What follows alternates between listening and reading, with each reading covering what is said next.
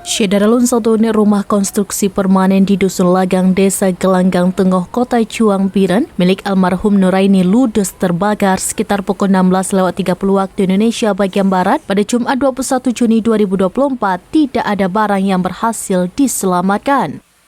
Tidak ada korban dalam peristiwa itu. Sebagian besar bangunan rumah dan harta benda habis terbakar. Sejauh ini belum diketahui pasti sebab terjadinya kebakaran. Informasi diperoleh serambinews.com. Saat itu sejumlah warga melihat rumah sedang terbakar. Posisi rumah dikelilingi berbagai jenis pohon dan juga beberapa rumah lainnya. Melihat kobaran api, warga bergegas membantu memadamkan api dan juga melaporkan ke Pos Damkar Biren. Kobaran api pada bagian belakang sempat menculang tinggi, ratusan orang berhamburan ke lokasi membantu memadamkan api. Petugas damkar bergerak cepat menyiram dari sisi selatan dan barat. Upaya memadamkan api berhasil dilakukan. Namun rumah almarhum Nuraini yang sekarang ditempati anaknya ludes terbakar.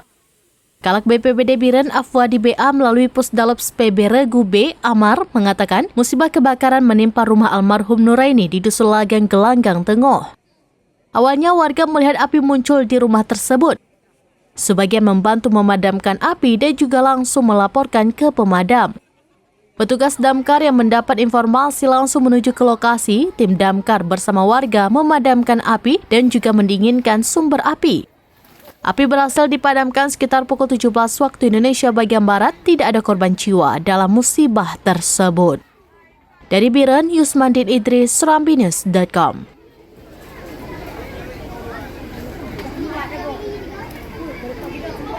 Download Tribun X sekarang. Menghadirkan lokal menjadi Indonesia.